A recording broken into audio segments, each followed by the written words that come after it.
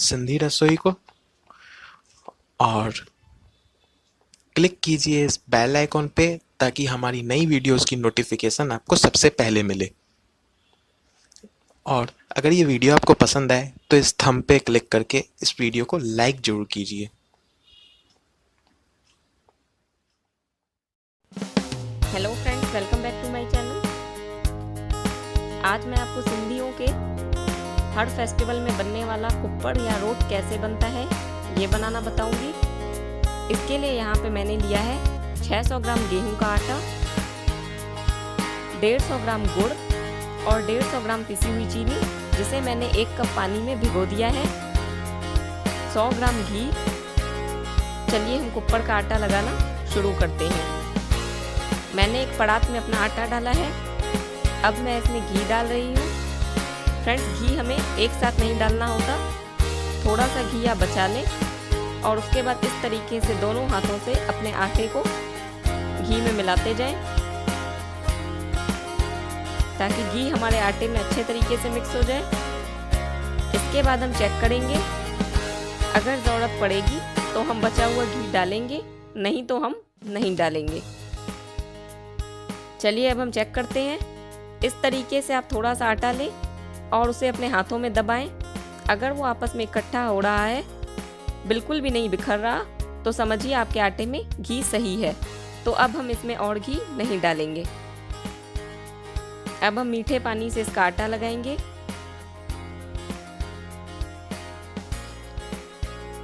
Friends, ये गुड़ और चीनी का पानी है।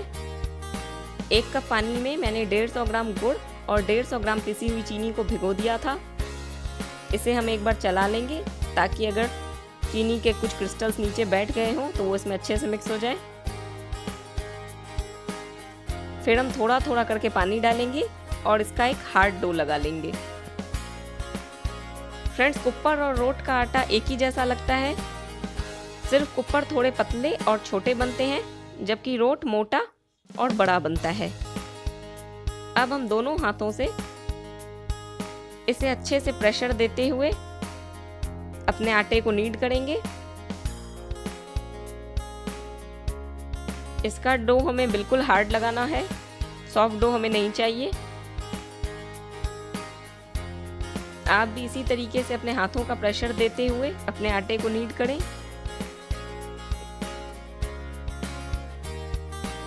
देखिए फ्रेंड्स, इसी तरीके से आप भी अपने आटे को नीड करें। मेरा डो तैयार है। चलिए अब हम इसमें से पेड़े बनाएंगे। इतने आटे में से हमारे 5 कुप्पड़ बनेंगे। मैं इसमें से 5 समान पेड़े बना लूंगी। इसी तरीके से आप भी अपने पेड़े बनाएं। अगर आप रोट बना रहे हो तो इतने आटे में से हमारे 2 रोट बन जाएंगे, क्योंकि रोट बड़ा बनता है और उसकी थिकनेस भी हमें 1 इंच रखनी होती है। चलिए अब हम इसे बेलेंगे।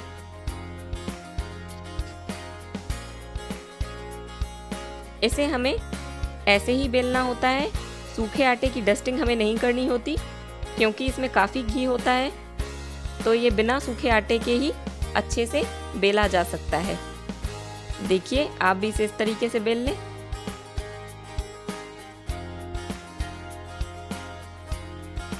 मैं आपको एक और बेल के दिखा रही हूँ। ये देखिए, इस तरीके से आप पेड़े को थोड़ा सा फ्लैट कर लें, उसके बाद रोलिंग पिन से इसे बेल लें।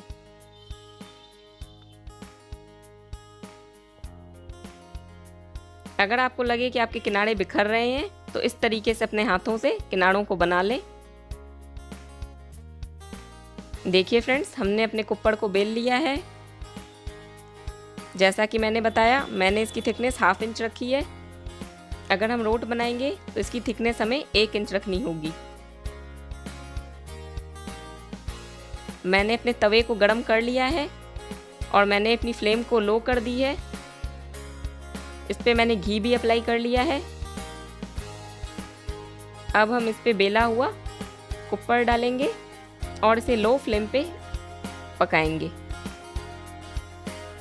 काफ़ी लोग इसे मीठी कोकी भी कहते हैं।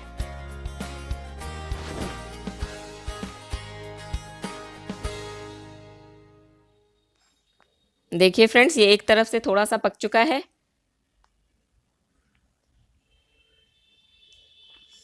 हमें इसे दोनों तरफ से अच्छे से पका लेना है।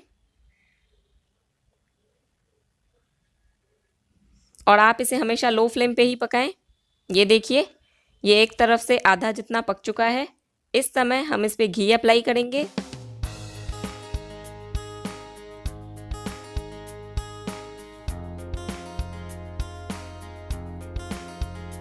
देखिए फ्रेंड्स, ये दूसरे तरफ से भी पक चुका है।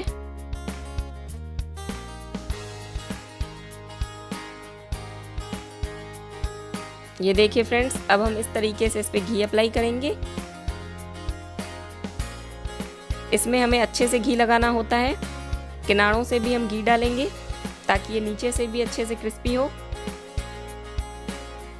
और इसे हमें लो फ्लेम पे ही पकाना होता है। आप इसे हाई फ्लेम पे बिल्कुल भी ना पकाएं, नहीं तो ये ऊपर से पक जाएगा और अंदर से कच्चा रह जाएगा।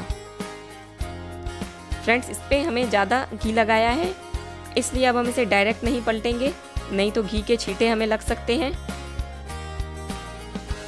इसलिए हम इसे प्लेट में निकाल के फिर पलटेंगे। ये देखिए, इस तरीके से आप इसे प्लेट पे निकाल लें।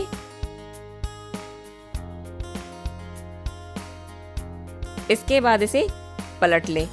ऐसा करने से आपको घी के छींटे नहीं लगेंगे।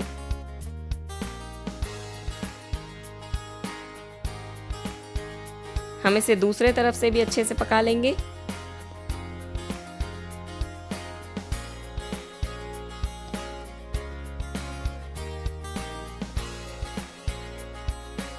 जब तक दोनों तरफ से अच्छा सा गोल्डन कलर नहीं आ जाता, तब तक हमें इसे पकाना होता है। देखिए फ्रेंड्स, मेरा कुप्पड़ पक चुका है।